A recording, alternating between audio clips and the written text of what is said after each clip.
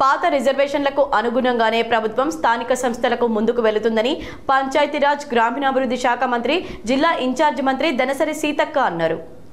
గురువారం కామారెడ్డి జిల్లా బిక్కనూరు మండలం బస్వాపూర్ గ్రామ శివార్లో స్థానిక మీడియాతో మాట్లాడుతూ వచ్చే నెల 11 లోపు స్థానిక సంస్థల ఎన్నికలకు సంబంధించి నోటిఫికేషన్ వెలువడవచ్చని చెప్పారు. స్థానిక సంస్థల ఎన్నికల్లో భాగంగా ముందుగా గ్రామ పంచాయతీలకు జరుగుతాయని, ఆ తర్వాత ఎంపీటీసీ, జెడ్పీటీసీలకు జరుగుతాయని పేర్కొన్నారు. వచ్చే నెల 11 లోపు స్థానిక సంస్థల ఎన్నికలకు సంబంధించి నోటిఫికేషన్ వెలువడవచ్చని చెప్పారు. స్థానిక సంస్థల ఎన్నికల్లో భాగంగా ముందుగా గ్రామ పంచాయతీలకు జరుగుతాయని, ఆ తర్వాత ఎంపీటీసీ, జెడ్పీటీసీలకు జరుగుతాయని పేర్కొన్నారు. పంచాయతీ ఎన్నికలకు ముందుగా నిర్వహించకపోతే మార్చి నెలలో కేంద్ర ప్రభుత్వం విడుదల చేసే నిధులు ల్యాబ్స్ అవుతాయన్న ఉద్దేశంతో పంచాయతీ ఎన్నికలు నిర్వహించాలని ప్రభుత్వం నిర్ణయం తీసుకుందన్నారు.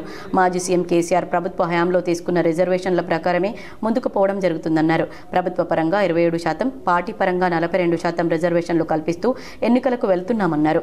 సరే, ఏ విధంగా అయితే ఇంటింటికి వెళ్లి బొట్టు పెట్టి పంపిణీ చేస్తామో అదే రకంగా ఇంద్రమ్మ చీరలను ఇంటింటికి తిరిగి పంపిణీ చేయడం జరుగుతుందని మంత్రి సీతక్క చెప్పారు. బిక్కనూరు వ్యవసాయ మార్కెట్ యార్డ్లో షాపింగ్ కాంప్లెక్స్ నిర్మాణానికి ప్రభుత్వ సలహాదారు మొహమ్మద్ అలీ షబీర్, జహీరాబాద్ ఎంపీ సురేష్ కుమార్ షెట్కార్లతో కలిసి శంకుస్థాపన చేశారు.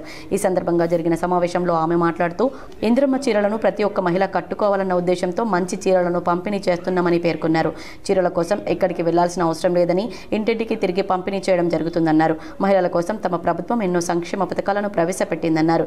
ఇది గిట్టని ప్రతిపక్ష బీఆర్ఎస్ పార్టీ చిరువలు పడువలు చేస్తూ సోషల్ మీడియాలో అప్లోడ్ చేస్తూ ప్రభుత్వాన్ని బద్నాం చేస్తుందని విమర్శించారు. అనంతరం మహిళలకు బొట్టు పెట్టి చీరలను పంపిణీ చేశారు. కోటీశ్వరులను చేయాలని లక్ష్యం పెట్టుకున్నాం. దానికి అనుగుణంగా మరి వచ్చి రాగానే ఉచితంగా బస్సు, మరి ఇళ్లలో కరెంటు ఫ్రీ 200. ఈరోజు బస్సు ఫ్రీనే కాదు, బస్సుకు ఓనర్లను చేస్తూ ఈరోజు 6 కోట్ల రూపాయలను మీ ఒక్కొక్క బస్సుకు 30 లక్షలు రిలీజ్ కూడా చేస్తా ఉన్నాం. ఆ బస్సు మళ్ళా ఎవరికి ఇస్తారు? మహిళా సంఘానికి ఇచ్చిన బస్సు గవర్నమెంట్కే అద్దెకిస్తారు.